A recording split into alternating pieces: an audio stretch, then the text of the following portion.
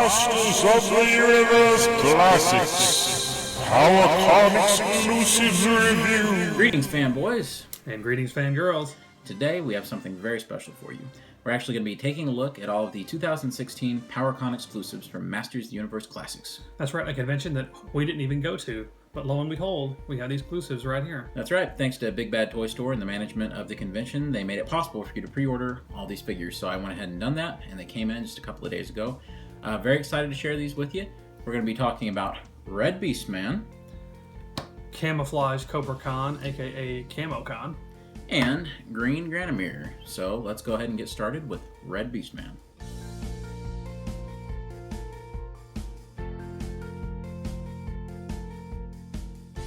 Go ahead and talk about this guy's origins in the comics a little bit. In the original mini comics, which were actually more like mini storybooks, Beastman was colored just completely red, and it was the same way in kind of the early concept drawings for the line. And it's kind of interesting, kind of an interesting choice because the actual figure, as we all know, came out very, very orange. So it's always been something that people have talked about over the years and pointed out that they would like a Red Beastman figure. So here we have him, and he's pretty well exactly the same in terms of sculpt as the regular Beastman, except he's got a new paint job. We start up here, and we got kind of a cleanly painted face. We go on down, and this time he's got sort of this gold medallion thing going on, rather than the blue of the original figure. We go on down, and the rest is pretty well just different shades of red. On the back, same exact thing. Just a lot of different shades of red. Just however you slice it, that's kind of all there is to say about this guy. There's one more little cool paint variation, his little knuckle symbol that he's got. I've never exactly understood what this was. I don't know if this is something for his race of people or what it is. Maybe someone can explain it to me. But this is also painted as well. And other than that, those are kind of the only changes. He's got his whip accessory, which is the very same accessory that he came with on the original release. And the articulation is exactly what you would expect from Masters. He has a really good ab crunch here. He can go all the way around. Arms, of course, hinge up, and there's a cut at the bicep. Then there's a one-hinged elbow, and the hand goes all the way around. Head gets a pretty decent amount of motion, and the collar here doesn't inhibit it at all. Legs can go about that far out. Pretty good considering there's a loincloth there. And then at the bottom we have a single jointed knee that doesn't get too much range, but it's good enough. And at the bottom we have some nice tight ankle joints, which is something that the original Beastman still suffers from when they were having those kind of loose ankle joint problems. One thing I always like to do with my Beastman is if you pop the head off, you can actually remove the entire chest rig. So you just pop the head back on. You kind of have, I don't know if he just shaved his chest or what, but he's kind of, he's down to brass tacks here. Also, if you work at it, I do believe that you can eventually get these off right here. You would probably need a hairdryer to get his kind of, I don't really know what you would call it, shoulder pads or whatever it is. You can probably work these things off as well. But overall, really cool figure. And let me show you him compared to his original counterpart from way back in 2008, or the beginning of 2009. I can't remember. I guess it was the end of 2008. So here he is beside of the original. As you can see, he's certainly not as visually varied or maybe even visually appealing as, you know, the original was over here. But it's still really cool to get this important part of Masters history preserved in plastic form. So pretty cool figure. I highly suggest him.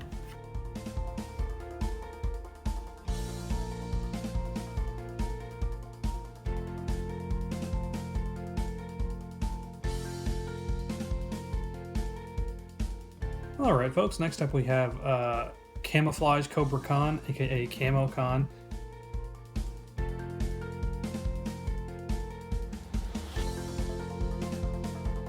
Aka Argentinian Cobra Khan. It was a really common idea back in the 80s with a lot of your big toy lines that foreign territories would get bizarre exclusive figures that were repainted or recobbled together. For instance, there was a South American version of the Riddler and the Superpowers line, who was just the Green Lantern figure repainted.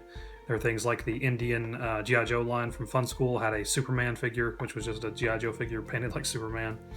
And Masters, of course, was no exception. So in Argentina, they got a bizarre camouflage version of Cobra Khan. And as you can see, the big distinction between the original version would have been that he has the clawful claws on both hands instead of just the normal snake hands. There's obviously a big paint difference. He's covered in a green and black camouflage paint scheme.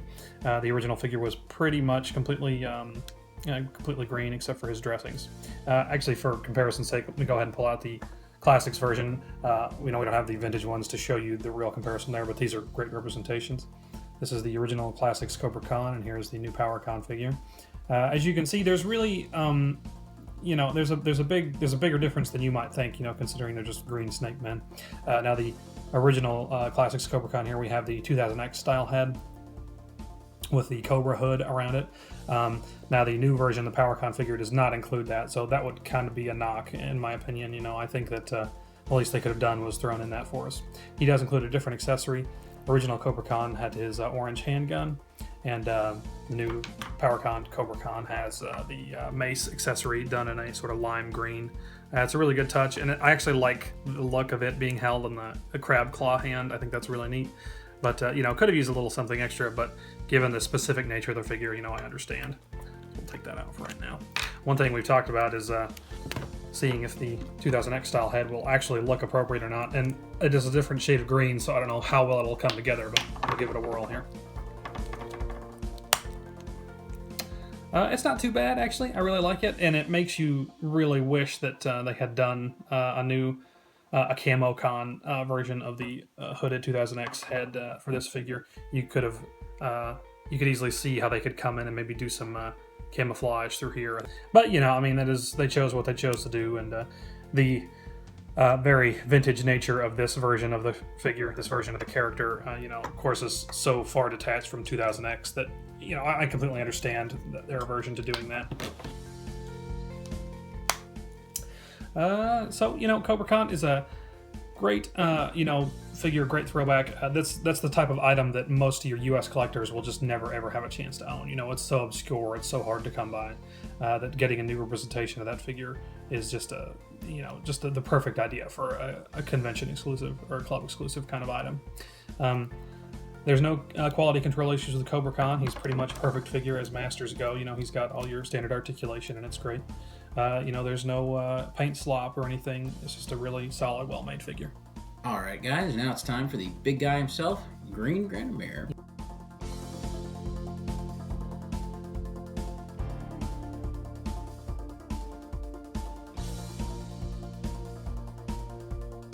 Yes.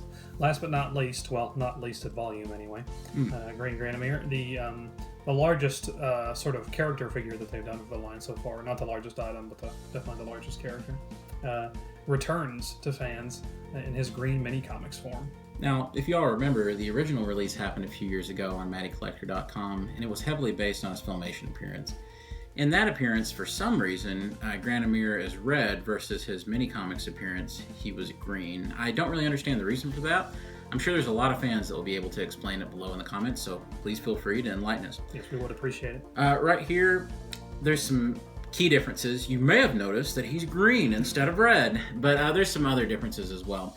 Thankfully, one of the best differences of all is actually the quality control.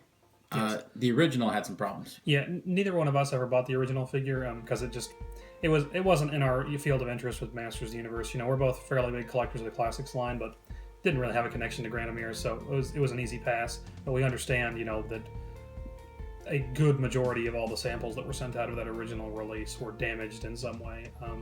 Joint connectors broken off, the chest practically completely separated. A lot of people had problems where, like, the tail, the connectors were so tight and the connector on the tail was so large that it just wouldn't go in. And eventually people would have to heat it up, and try it that way. But then a lot of people's would actually just break. Yeah, snap right. And they would put it in there. Now, there's none of those kinds of problems going on here. As a matter of fact, things have sort of went the other way, but we'll be sure to show you that here in a minute. Yeah. For now, let's talk about this beautiful sculpt work. Man, oh man, this is one of the most textural sculpts that the Horseman has ever done. Oh yeah, Masters. It's crazy because the line is based so much on the buck system where they have to reuse parts, and it's fantastic to see the beautiful work they can do when they really get to sculpt every single piece for a new distinct item like this. Every bit of the figure is covered with this beautifully textured scale skin. I mean, seeing it even in high definition video is probably, doesn't really do it justice. You really have to feel it to get to get a good idea of how distinct the sculpt is. Granamyr would really fit more in one of their, self-created lines, like Gothropolis or something like that. It has that same sort of style. Mythic Legions is their current one. If we have a closer look at the head sculpt, you can see that there's just been no expense spared in terms of the amount of detail that's sculpted in there, and how it's got quite a bit of an expression, kind of, I don't know what you'd say, if it's kind of sneaky or kind of a malice kind of looking thing, but it's general enough to work for practically any scene you want to recreate from the mini comics or the cartoon. You can even see that on the horns here that they have quite a bit of sculpting going on as they've sculpted lines. On the back, on his silver Darth Vader helmet, we actually have some cracks and different bits that have kind of been messed up along the way. Back of the wings, lots battle of sculpting. scuffs. Yes, and the tail, they didn't leave that out. It's just completely sculpted on the bottom. Matter of fact, they're sculpting all the way through. And on the front, if we look at his, I guess, plastron, I guess is what we call it, like turtles. You can see that there's all sorts of little cracks and kind of just bits of imperfections and things that are all throughout, like a wart in one spot. Yeah. Just really neat stuff. We have fins on the side of the arm here, so very cool on that. Even his hands on the insides of them are completely sculpted. You can see mine's warped just a tad to where this finger is probably going in too much, but that's all right. Then we have scales on the outside, so the sculpting is just as good as it's ever been with it's this breathtaking. Yeah. I think it's worth noting that, this sculpt, even when it was first released, the sculpt is based more heavily on the mini comics appearance than the Filmation animation. So I think that this is the much more appropriate paint scheme for him, because the Filmation colors would have really required a softer, more gentle-looking sculpt than the level of detail with this. One of the big problems of the original, actually, if you remember, was the torso was this really, really, really dark shade of like burgundy red. And then the arms and some of the legs were sort of like this light, almost pinkish hued red. And it looked really, really bad, in my opinion. Like it didn't blend very well. And this, everything is the same tone. There's absolutely no problem with like a transition from one color to the next. So that one actually makes a lot more sense to have it like that. Absolutely. Speaking of paint, there's two distinct shades that are being used here of green. There's this kind of darker green, but it's sort of a wash or kind of a dry brushing effect. They have this kind of light lime green that is kind of on the front of the plaster in here, and it even goes on the back to behind the tail. So that is really neat that they had those two different shades. It's even on some of the legs here, as you can see. It's just they've kind of dry brushed it on there in the factory, and it turned out really, really nice. Everything has this fantastic, black wash over top of it. It's in a level of paint detail that you don't often see with the Masters figures either. I don't know, what inspired them, but I mean, I think it's obviously Granamyr was a big deal, for them to finally get to do. And a character that has been in both the mini comics and the animation and never got any kind of figural representation previously. So really, it was an event figure. For articulation, Granamyr is loaded up to, he doesn't have as much as a regular Masters figure would, but he's still got it where it counts. More than Titus and Megator, which I know was a big disappointment for some people. Yeah, a lot more. And proof positive that they really could have tooled that much articulation into figures that size. But he has cuts at the arms. They're actually ratcheted slightly so they can hold their place, because they are fairly big and fairly heavy. He does not have a hinge to raise his arm up at the elbow, unfortunately, but it does the trick. You've got a cut and a hinge at the elbow, and then the same two-part articulation at the wrist, and a really good range of motion. The hands are very you can get them to gesture really easily. You can have them do like this. It comes apart pretty easy on that one. This one over here actually has kind of a stronger ratcheting than this one over here. That's true with the legs and the sample. And the legs are the same way. But he can look very conniving. He can sort of wring his hands together. He can do this like he's getting like headshots done. Yeah. Getting his pictures taken at the Kmart. Come with me, that kind of thing. The legs have very, very similar motion. They have kind of the same theory going. You can see that there's just a cut here. It just kind of goes around. Like I said, the rationing on his the right leg from our side and the left leg from your perspective is super tight. So that's something to watch out for. If it seems too tight, you may want get some sort of lubrication in there if at all possible. And over here, you can see that there's really no ratchet. Yeah, no resistance at all. So I don't really know what that's about. It's kind of inconsistent in that way. You can see that the knee doesn't straighten out completely. This is as straight as you can get it, but it does go in a lot so that he can just set there. Granamyr is not a figure that's meant to stand. He can set, like he does in the cartoon and in the mini comics. He's got a really good hinge at the ankle. Yeah. There's no rocker pivot, but he can go side to side with his foot. And there's no kind of hinge right here in the foot. I think that would have broke up the sculpt and it wouldn't have looked as good. You can see that if we do try to stand Granamyr, you can do it by moving the feet forward a little bit and creating the right angle. He's kind of hunched over, but because this one doesn't ratchet like the other leg does, he can't hold the pose. He just goes down. Now, if this was ratcheting like the other one was, he'd be able to hold it fine. So if that's what you're hoping to do, or do the Godzilla thing or whatever, then you might not. The consistency probably won't quite be there in terms of the ratchet. However, this can easily be tightened up with a little bit of super glue. On the back, we actually have a couple of extra points of articulation. You see, the tail has a very good ratcheting joint. It doesn't move up and down, just swings side to side, but it's still very good. So, you could actually use the tail to help him stand if you want to lean him back some if you're having trouble with that. If you want him to stand, and that's not necessary for the character. You can see on the wings that not only do we have just kind of a hinge right here, but it also hinges in and out. So you can get a lot of gestural poses with the wings. They can either be going back like he's in flight, or kind of around him, or even angle them in really crazy ways like that. Yeah, his useless vestigial wings that could not support his weight. There's no way he can actually fly. We're looking at a Pete the Dragon type of deal right here. But anyway, though, those are all of his articulation points. However, it's important to note that Granamyr here does actually, he comes unassembled when you get him. He's in all the different parts that you see. It's a leg, a bottom torso, an upper torso, a head, an arm, and the wings, and the tail. So that's a lot of different pieces for this guy. Thankfully, there hasn't been any of the problems reported from the original run of Granamyr where people were having all these broken hinges and things that just wouldn't connect. However, there was one problem I had with mine, and that's where we get into some QC stuff. The upper torso up here, no matter what I would do, no matter how hard I would press down, just wouldn't lock firmly in place with this connector that's actually on top of this stomach piece. So there's a plastic connector in there. And no matter what I did, it wouldn't lock securely. If I tried to pick them up like this and do this, it would come straight out. But thankfully, because I've been working on fixing toy companies' mistakes for years, because you just have to learn how to do it. So it's very simple, and you can do this at home too, because I've had other people on He-Man.org and some other places report similar issues. All you got to do is take any kind of super glue, make sure it's like super glue or crazy glue and not any other type, and just kind of layer that plastic piece, that connector peg in there. Once you let it dry, and I actually went ahead and connected it while it was still drying, and I just kept it moving so it wouldn't dry all the way, so that it wouldn't lock up this side-to-side motion.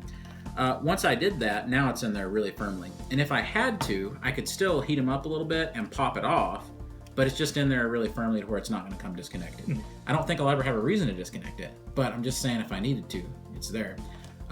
Speaking of that, there is no forward and back motion at all, but he can hinge this way and that way. And he can do it a pretty healthy amount. He would actually be able to go all the way around if it wasn't for the back spikes that are kind of getting in the way, which is fine. I would rather those back spikes be consistent than have them go all the way around. And let's be real, this is probably as far as Granamyr will ever have to go in your he's the job of the HUD of the Masters of the Universe universe. Now he's confused. Kind of he's confused, Greer. Where am I? Why didn't anyone stop me? No. Anyway, though, overall, though, if you can get past the little build issues, which are nothing compared to the original build issues, then you have a really solid figure here who's actually a much better deal than the other PowerCon exclusives. The other PowerCon exclusives run about $60 or so a piece, which is pretty rough, considering that figures like Beastman over there was originally $20, on his release. And that's a tough pill to swallow. But they are very limited. Yeah, they're extremely limited. So I can see it, and that's fine. And there's the big advantage of the fact that these aren't, there may be fan demand from very diehard fans for these versions of the characters, but they're not holding a brand new character over your head. They're not ransoming out somebody brand new that you need to have for your collection and charging a premium price for it. Now, Granamyr, on the other hand, I believe is only about $20 more than the original price point. And when you adjust for inflation, probably what they would charge for Granamyr now, or a similar size item, they would charge the exact same thing you pay for Granamyr here. So I believe Granamyr runs about $120 or so, if I'm not mistaken. So if you can find him for that much, I say it's a pretty good deal based on his size. Matter of fact, if we have a look at, say, Beastman here and compare him size-wise, you can see just how massive Granamyr is. You're paying 2 times the money for the Granamyr figure that you are for Beastman, and especially if you were to have him hypothetically standing up. Yeah, I mean, he leaves him behind. You're getting you're getting 6 times the figure for twice the price. So it's not a bad deal. And the great thing is that even though he's so large and he's so massive, I have ample room on my shelf to where as long as he's setting down like this and the way he was intended, he just takes up a little corner of the shelf. It's not like a storage issue where I just don't know where I'm going to put this guy or anything. So overall, I would say this is actually a great piece. I highly suggest it. Absolutely, yeah. And, again, I hate to say it objectively because we don't own the original figure, but I'm going to go ahead and say, just based on what we know about the original release, an improvement, in practically every way. Absolutely.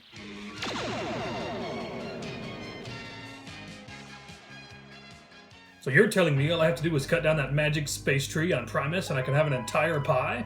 Yeah, more or less, yes. But remember, the tree has feelings, and it's alive, and it's going to be quite a challenge. Granamyr, you don't have to worry about a thing. I'll cut down 1,000 living trees to get that pie. Yeah, well, just think about it on the way. Okay, yeah. It's a test. That's okay. Make the right decision. I'm so hungry. I'll be back. I did it, Granamyr. I cut down all 200 magic space trees. They begged me to stop, but I knew you wanted it so bad. I just couldn't help myself. Alrighty, fanboys, as you can see, we had a great time looking at these guys. These are really, really cool pieces. All of them are a meaningful variation. There's none of them that are just done for the sake of being done. What I really like about all 3 of these is that I think this should be the true nature of convention toys. You give fans something very specific to the brand that, only the diehards are going to really appreciate. And that there's no way of getting that version out any other way. And something that's just not necessary. I mean, you don't have to have a second version of all these characters. Right. I feel like with the, say, the G.I. Joe or Transformers conventions over the years, they've been very guilty of, producing figures that, well, there have been many times they produced figures that Hasbro eventually did it anyway. Yeah. But then also, kind of stealing Hasbro's thunder by moving in and doing a figure that Hasbro, was eventually going to do, something like a necessary character, Yeah, we see it happen all the time with Hasbro, but thankfully Mattel and the people who organized PowerCon, they didn't do that. Instead, as a matter of fact, they actually chose 3 characters that are sort of hard to get now in the secondary market, so it makes it like a doubly good thing because there's some fans, there's no other way to own these characters right now. Exactly. Beastman, he's been out of circulation for a long time since he was technically the 3rd figure in the line if you count King Grayskull at the beginning. Granamyr, really hard to find now. Plus, the first one was plagued with quality control problems, like we said. And Cobra Khan is by far the most rare and expensive Snake Man out of all the classic Snake Men. So, there's great reasons to pick all these up. If you can get over a little bit of the build quality issues with Granamyr and the other things we mentioned, then these should be really cool to get. I believe that the 2 smaller figures, I believe Beastman and Cobra Khan, are still available on Big Bad right now. I think Granamyr is sold out, but who knows? Maybe you'll have some luck in the secondary market. So we appreciate it, guys. Thank you for watching our videos. Absolutely. Stay tuned for some more Masters of the Universe stuff coming up, and hopefully we'll be getting some good news at San Diego. Although the outlook looks slightly grim, but we're still hopeful, and we'll be able to come back and talk to you about some of that news. That's right, guys. But until then, good journey to you. Take care. And would not have been stable at all. I don't know. This gag is losing steam quickly. Let's give up on it and shake hands. Yeah,